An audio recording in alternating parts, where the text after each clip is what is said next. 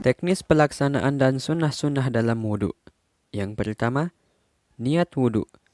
Niat adalah menyengaja melakukan suatu pekerjaan yang disertai dengan pekerjaan tersebut. Oleh karena itu, dalam wudhu, niat harus disertakan dengan membasuh sebagian wajah. Di samping itu, niat harus diucapkan oleh hati, tidak cukup hanya dilapalkan dengan lisan. Dalam arti hati kita harus betul-betul sadar dan berkeinginan melaksanakan wudhu. Sedangkan mengucapkan dengan lisan, hukumnya sunnah untuk membantu kemantapan hati. Bentuk niat dalam wudhu bermacam-macam, yaitu niat menghilangkan hadas kecil, fardu wudhu, dan lain-lain. Contohnya, nawaitul wudu'a li raf'il hadatsil asghari fardhan lillahi ta'ala. Artinya, saya niat menjalankan kewajiban wudhu untuk menghilangkan hadas kecil karena Allah Ta'ala. Kesunatan-kesunatan sebelum niat.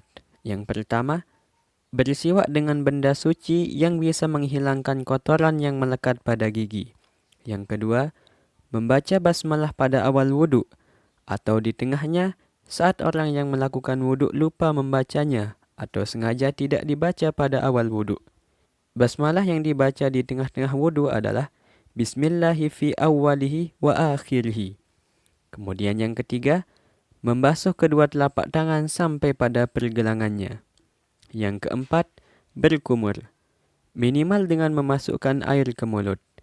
Lebih afdolnya lagi, dengan memutarkan air di dalam mulut hingga mengenai seluruh rongga mulut, termasuk gusi dan gigi, dan dibantu dengan ibu jari tangan kiri untuk membersihkannya.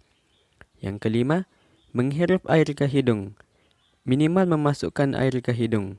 Lebih afdolnya dengan menyedot air sampai hidung bagian dalam, kemudian menyemprotkannya keluar. Yang keenam, berkumur dan menghirup air ke hidung secara bersamaan dengan 1 kali cidukan, sebanyak 3 kali. Yang ketujuh, melafazkan niat dengan suara yang lirih sekira hanya bisa didengar diri sendiri. Yang kedua, membasuh wajah. Batasan wajah ada 2 bagian. Yang pertama, bagian wajah dari atas ke bawah atau memanjang, yaitu mulai dari bagian kepala yang umumnya ditumbuhi rambut sampai ujung dagu dan tulang rahang bagian bawah. Yang kedua, bagian wajah antara 2 sisi kanan dan kiri atau melebar, yang tempat antara 2 telinga. Yang wajib dibasuh adalah keseluruhan bagian wajah yang tampak atau bagian luar dan segala apa yang tumbuh pada wajah, seperti bulu mata, alis, kumis, jambang, dan lain-lain. Sedangkan bagian dalam mulut dan lubang hidung tidak wajib dibasuh, karena bukan termasuk bagian dari wajah yang tampak. Begitu juga dengan mata, karena tidak selalu terbuka, sering tertutup ketika berkedip. Jenggot yang lebat hanya wajib dibasuh bagian luarnya saja, sedangkan menyela-nyelainya dengan tangan yang basah hukumnya sunnah. Adapun jenggot yang tidak lebat wajib dibasuh luar maupun dalamnya karena termasuk dari area wajah. Sedangkan batasan membasuh adalah sekira air mengalir pada kulit, tidak cukup hanya menempel. Kesunatan ketika membasuh wajah adalah menambah basuhan wajah dengan mengikutkan sebagian kepala bagian depan dan lipatan-lipatan leher. Yang ketiga, membasuh kedua tangan hingga siku-siku. Termasuk yang wajib dibasuh adalah apa yang tumbuh pada permukaan bagian pardu, seperti bulu tangan dan kuku meskipun panjang. Di samping itu juga harus membasuh sedikit bagian tangan yang melewati siku agar yakin kesempurnaan basuhan pada siku-siku. Kesunatan ketika membasuh tangan antara lain memanjangkan basuhan sampai bagian lengan di atas siku-siku.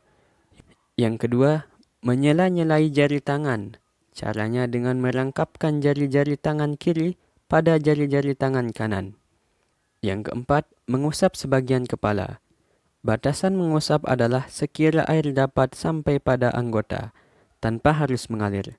Dalam mengusap sebagian kepala, minimal dengan mengusap apapun yang ada di atas kepala, baik kulit maupun rambut. Rambut yang sah untuk diusap adalah rambut yang andaikan ditarik sesuai dengan alurnya masih berada di area kepala, yakni untuk rambut bagian samping ditarik ke arah samping, untuk bagian belakang ditarik ke arah belakang, dan untuk bagian kepala ditarik ke arah wajah. Kesunatan-kesunatan ketika mengusap kepala. Yang pertama, mengusap keseluruhan apa yang ada di kepala. Cara yang afdol adalah dengan meletakkan 2 jari telunjuk pada kepala bagian depan, sedangkan ibu jari berada di pelipis atau kepala bagian samping. Kemudian 2 jari telunjuk ditarik ke belakang hingga sampai tengkuk. Kemudian dikembalikan ke arah kepala bagian depan. Yang kedua, mengusap daun telinga bagian luar dan dalam serta lubangnya. Caranya yang afdol adalah dengan memasukkan kedua jari telunjuk yang telah dibasahi air pada lubang telinga. Sementara kedua ibu jari digunakan untuk mengusap daun telinga dari bawah hingga ke atas. Selanjutnya kedua telapak tangan yang telah dibasahi diusapkan pada sudut-sudut kedua telinga agar benar-benar merata. Yang kelima, membasuh kedua kaki hingga mata kaki. Agar kaki bisa terbasuh dengan sempurna, maka sebagian betis harus ikut terbasuh. Kesunatan-kesunatan ketika membasuh kaki. Yang pertama, membasuhnya sampai lutut. Yang kedua, menyela-nyelai jari kaki. Caranya yang afdol adalah dengan memasukkan kelingking jari tangan kiri dari bawah jari kaki, ditarik ke atas, dimulai kelingking jari kaki kanan dan seterusnya sampai kelingking jari kiri. Yang keenam, tertib. Tertib adalah menjalankan rukun-rukun wudhu sesuai dengan urutannya, mulai dari niat sampai membasuh kaki. Apabila tidak sesuai dengan urutan semestinya, maka yang tidak sesuai dengan urutan dianggap tidak sah. Contoh, setelah membasuh kedua tangan, dia langsung membasuh kaki. Basuhan kaki tersebut tidak dianggap sah, jadi harus membasuh sebagian kepala terlebih dahulu, baru membasuh kaki. Kemudian setelah itu, disunatkan membaca doa dengan menghadap kiblat, sembari mengangkat tangan dan menengadahkan wajah ke atas, serta membaca surat Al-Qadr tanpa mengangkat tangan. Doa wudhu sebagai berikut. Asyhadu an la ilaha illallah wahdahu la syarika lah wa asyhadu anna Muhammadan abduhu wa rasuluh. Allahumma ja'alni minat tawabin waj'alni minal mutatahhirin waj'alni min ibadikas solihin. Subhanaka Allahumma wa bihamdika asyhadu an la ilaha illa anta astaghfiruka wa atubu ilaik. Wa sallallahu ala sayyidina Muhammadin wa ala alihi wa sahbihi wasallam. Artinya, aku bersaksi bahwa tiada Tuhan selain Allah semata, tiada sekutu baginya, dan aku bersaksi bahwa Muhammad adalah hamba dan utusannya. Ya Allah, jadikanlah aku bagian dari orang-orang yang bertaubat, orang-orang yang senantiasa bersuci, dan bagian dari hamba-hambamu yang soleh.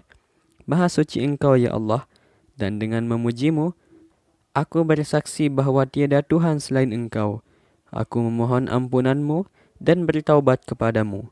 Salawat dan salam Allah semoga senantiasa tercurah atas junjungan kita, Muhammad beserta keluarga dan para sahabatnya.